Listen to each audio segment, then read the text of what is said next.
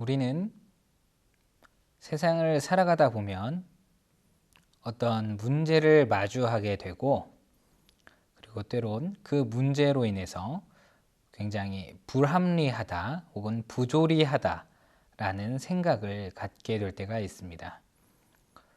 이것이 나에게 합당한 것인지, 혹은 내가 당해야 되는 이 상황이, 이 문제가 적절한 것인지 의문을 가질 때가 있습니다. 여러분들 삶에 있어서도 그런 문제들이 많이 있을 것입니다. 왜 내가 지금 이런 상황에 놓여야 하지? 왜 이런 문제가 발생했지?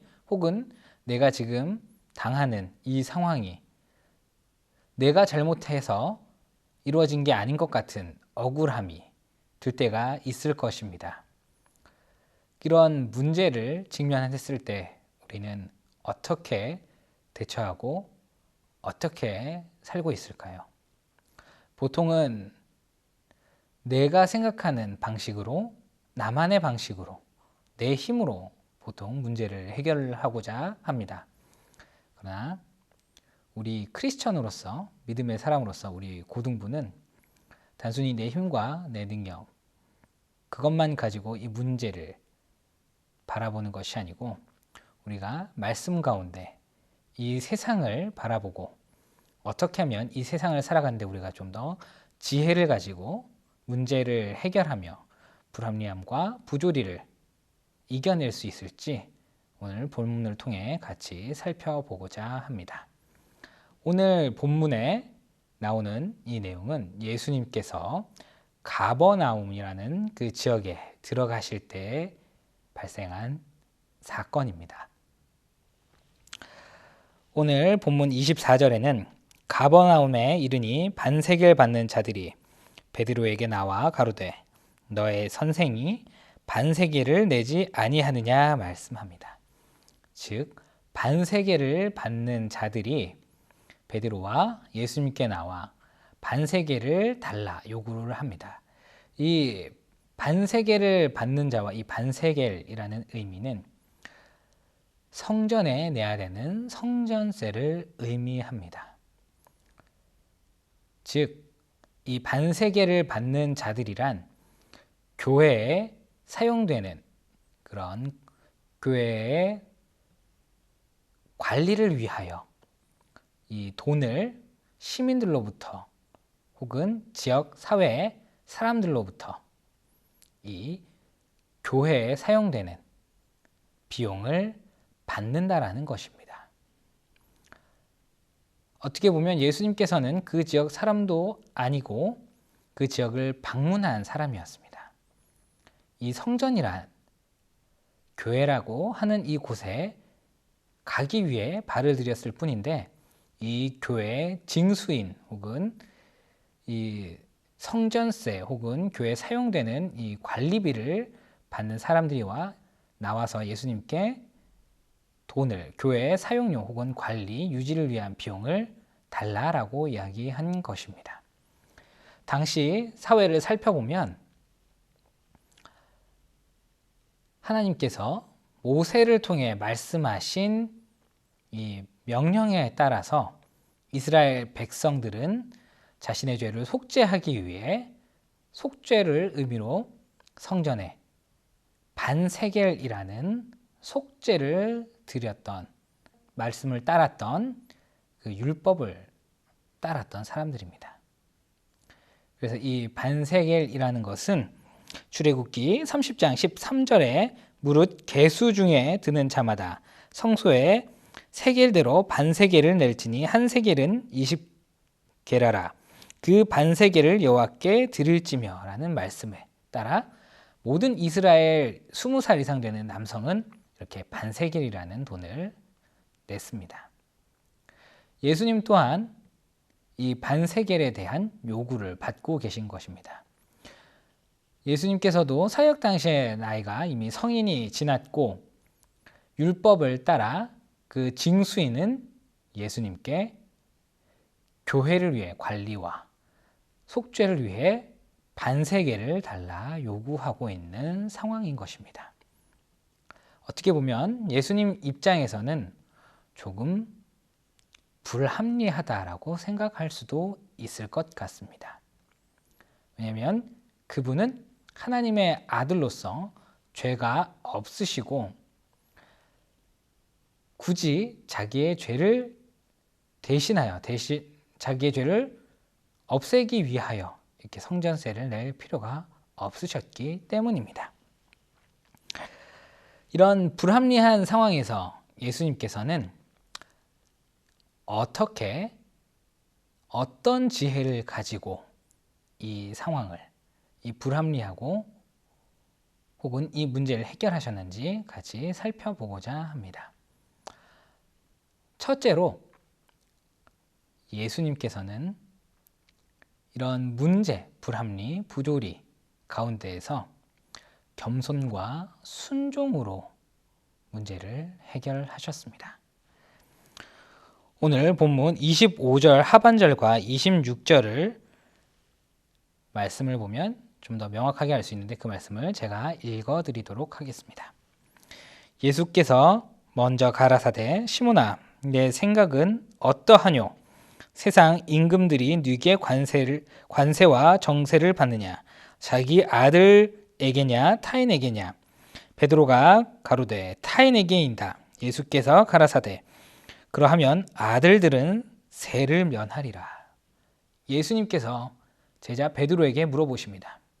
이 세상 임금이 자신의 아들과 시민들 중에 누구에게 세금을 받느냐라고 물어보실 때 베드로는 시민들에게 세금을 받습니다라고 이야기를 합니다. 그때 예수님께서는 대답하시기를 그렇다면 그 나라의 임금의 아들들, 왕자들은 세금을 내지 않겠구나라고 말씀하십니다. 여기서 예수님께서는 본인의 심정을 나타내고 계십니다. 하나님의 아들이신 예수께서는 성전, 하나님께 드려지는 이 죄를 대신해주는 이 제물로서 이 반세기를 낼 필요가 없다라고 스스로 얘기하시는 것입니다. 그런데 단순히 내지 않겠다가 아닙니다. 예수님께서는 자신이 하나님의 아들로서 그런 특별한 면책을 갖고 계시다라는 것을 의미하시는 것입니다. 그리고 단순히 그분이 우리와 같은 인간의 몸을 가지고 계시지만 죄성이 없다라고 스스로 나타내는 말씀이기도 합니다. 이런 상황 가운데에서 세금을 내야 하는가 말아야 되는가 하는 문제 혹은 성전세를 위하여 징수하는 사람들 앞에서 부조리함을 당하고 있는 이 상황 가운데 예수님께서는 어떻게 대처하실까요? 27절에 저희로 오해케 하지 않기 위해서라고 말씀하십니다. 그 말씀은 무엇이냐면 예수 그리스도께서는 하나님의 아들로서 성전세를 안 낼 수 있는 그런 권리와 그런 권력을 가지고 계시지만 그렇게 하지 않겠다라고 얘기하시는 것입니다.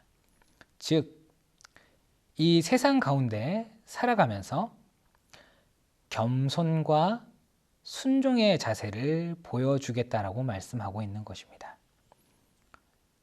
예수님께서는 하나님의 아들이시지만 육신의 몸으로 이 세상 가운데 살아가고 계신데 그 가운데 자기 자신을 드러내고 나타내는 것이 아니고 스스로 낮아지심으로 그 성전세를 징수하는 자들에게 성전세를 내겠다 말씀하신다는 것입니다. 참고로 17장 1절에 말씀을 보면 예수님께서 제자 베드로를 데리고 높은 산에 올라가셔서 하나님의 아들 되심을 나타내시고 보이십니다. 베드로는 보았을 것입니다. 예수 그리스도께서 진정한 하나님의 아들 되심을, 그리고 그분은 충분히 자기 스스로를 높이시고 나타내고 드러내실 수 있음을 이미 알고 있을 것입니다. 그런데 그 많은 사람들 앞에서 예수 그리스도께서 스스로 하나님의 아들 되심을 나타내고 드러내시는 것이 아니고 스스로 낮아지시는 겸손의 자세를 베드로는 보게 되었습니다. 분명 하나님께서 아버지 되심을 베드로는 보았습니다. 하늘의 소리도 들었습니다. 그리고 예수님께서 그런 능력을 나타내실 수 있는 분이라는 것을 충분히 알고 있습니다. 그리고 이 상황 가운데 나타내실 수 있다는 것도 알고 있습니다. 그러나 예수님께서 성전세를 내심으로 말미암아 예수 그리스도의 낮아지심을 보게 되는 것입니다. 또한 이 성전세 징수하는 사람들의 권위를, 그들에 대한 존중을 보게 되는 것입니다. 예수님께서는 특별히 자기 자신을 드러낼 수도 있음에도 불구하고 그렇게 하지 않으시고 성전세를 징수하는 사람들을 향해 그들이 하는 일을 인정하신다는 것입니다. 어떻게 보면 이 불합리한 상황 가운데에서 그들을 인정한다는 것, 그들을 무시하지 않는다는 것, 그것은 낮아짐을 갖는 사람, 겸손함을 갖는 사람들만이 나타낼 수 있는 지혜인 것입니다.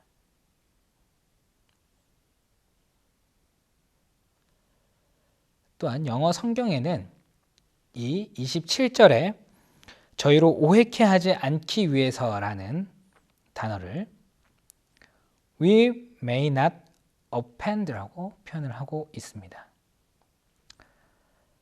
이것은 기분을 상하지 않게 하다라는 의미로서 그 사람들이 무시받지 않게 한다라는 의미입니다. 또한 개역 개정 성경에는 실족하지 않게 하기 위해서라고 합니다. 그들이 넘어지지 않기 위해서, 그들이 믿음을 잃지 않기 위해서라고 표현을 하고 있습니다. 그들에게 이 성전세를 징수하는 사람들에게 예수님은 충분히 말하실 수도 있었을 것입니다. 내가 바로 하나님의 아들이야. 그러니 나는 성전세를 내지 않겠어. 라고 하실 수도 있었을 것입니다. 그랬다면 이 성전세를 징수하는 사람들은 아마 이 성경의 표현대로 실족하다 혹은 오해하다의 의미를 가질 수도 있었을 것 같습니다. 무슨 얘기냐면, 그렇다면 이분이 하나님의 아들이라 성전세를 안 낸다고 한다면 그 뒤에 또 하나님의 아들이라고 주장하는 사람들을 향해 나는 어떻게 해야 되지? 그리고 이 성전세라는 것이 하나님께서 이 세상에 주신 법인데 하나님의 아들이 지키지 않는다고 한다면 나는 어떻게 해야 되지? 라는 그런 생각을 가질 수도 있었을 것입니다. 그런데 그런 생각을 갖지 않게 하기 위해서, 그들로 하여금 믿음을 더욱 확고히 하기 위해서, 그리고 하나님께서 세우신 이 세상의 법을 존중하고 순종하기 위해서 예수님께서는 자기 자신을 낮추시고 따르셨다라는 것입니다. 우리도 마찬가지입니다. 이런 부당한 대우를 받는다거나 혹은 이해할 수 없는 상황에 처했을 때 우리 스스로 이것은 잘못됐어 혹은 내 생각이 옳아, 내가 맞아 라고 주장할 수도 있을 것입니다.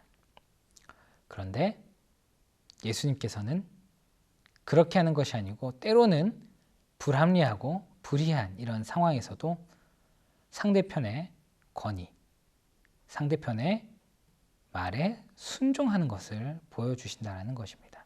그래서 우리 또한 그런 권위, 상대방의 권위와 상대방의 의견을 그리고 스스로 낮아짐을 드러낼 필요도 있다고 하는 것입니다.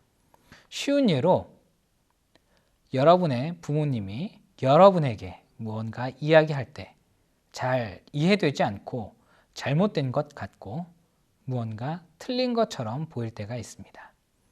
그런데 거기에 대꾸하거나 거기에 대해서 자신의 권리를 주장한다든지 자신의 이야기를 내세우는 것이 아니고 순종함으로, 겸손함으로 세상의 문제를 해결할 수도 있다는 것입니다. 또한 그것이 부모님 혹은 선생님 혹은 다른 어른들일 수도 있습니다. 그때 무언가 불합리하고 아닌 것 같아 보여도 겸손하게 순종함으로써 문제가 해결될 수도 있다는 것입니다. 단순히 그냥 그 상황을 무마하기 위해서 네라고 하는 것이 아닙니다. 우리가 정말 겸손함으로 순종할 때 문제가 해결되고, 그리고 그 사람이 자신이 만약 정말 잘못되었다면 틀린 것을 언젠간 깨닫게 되고 그 상황에 대해 다시 사과를 하거나 그 상황이 바로 잡히게 된다는 것입니다. 두 번째로, 우리가 이 세상을 살 때 어떤 지혜를 가져야 할까요? 바로 말씀을 의지하는 것입니다. 예수 그리스도를 의지하는 것입니다.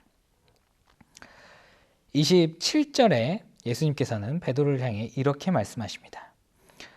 내가 바다에 가서 낚시를 던져 먼저 오르는 고기를 가져 입을 열면 돈 한 세겔을 얻을 것이니 가져다가 나와 너를 위하여 주라 하시니라. 쉽게 얘기하면 예수님께서 베드로를 향해 물고기를 잡아, 그러면 그 물고기에서 돈이 나올 거야 라고 얘기를 하시는 것입니다. 이 성경 오늘 본문에 나온 반세겔이라는 것은 당시 화폐의 가치로 따지면 2드라크마, 1드라크마는 노동자가 하루에 버는 1급입니다. 그런데 2드라크마, 그러면 2일치의 비용, 노동력을 쓰고 2일치의 돈을 버는 것이 2드라크마입니다. 이것이 성전세로 내야 하는 비용인데, 그런데 예수님께서는 베드로를 향해 네가 물고기를 낚으면 한 세겔, 4드라크마로서 4일치 1급을 얻게 될 거야 라고 말씀을 하십니다. 베드로 입장에서는 참 쉽게 납득하기 어려운 이야기일 수도 있습니다. 베드로는 어부였습니다. 평생 물고기를 낚았던 사람입니다. 그런 그는 아마 알고 있었을 것입니다. 물고기를 낚는다고 그 물고기가 돈을 준다라는 것은 쉽게 상상이 되지 않는 것이었고 평생에 경험해 본 적도 없는 일이었습니다. 그렇게 이해되지 않는 일, 물고기가 돈을 준다고요?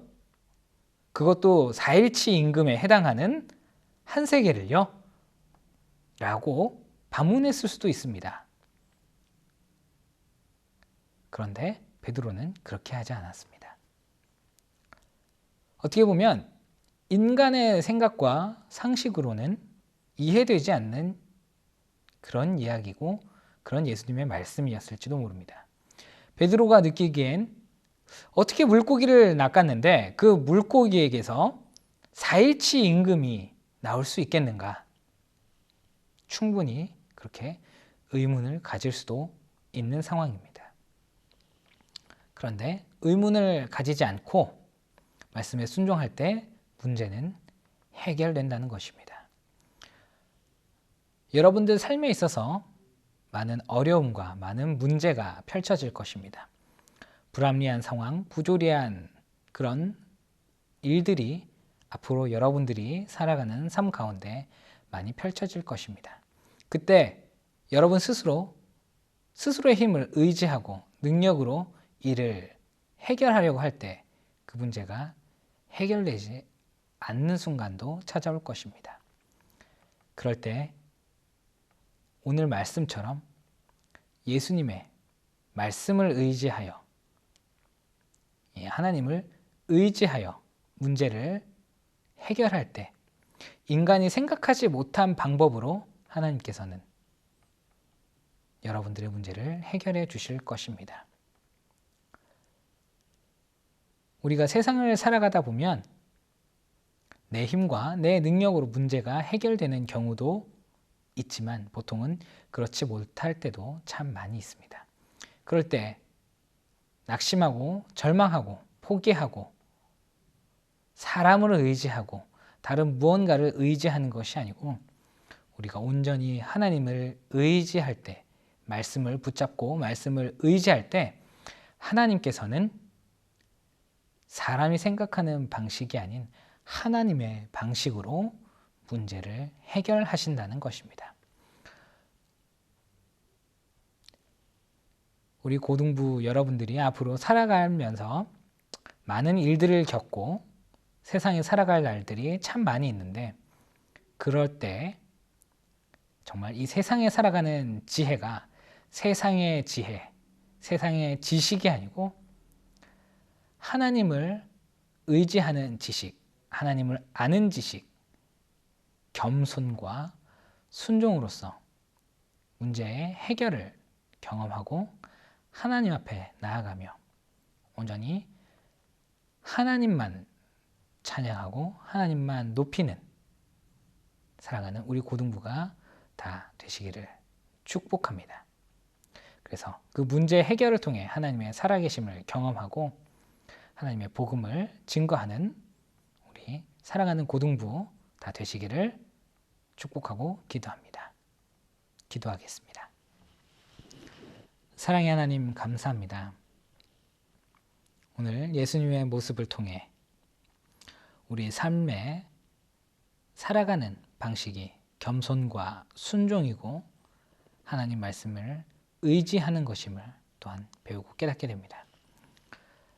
살아가는 삶 가운데 많은 문제와 불합리하고 부조리한 상황이 우리 고등부 학생들 앞에 많이 펼쳐질 텐데, 그때 겸손함과 순종으로 문제를 해결하게 하시고 주님을 의지함으로 그런 문제들이 다 해결될 수 있도록 주님, 이 세상을 살아가는 동안 지혜를 허락하여 주시옵소서.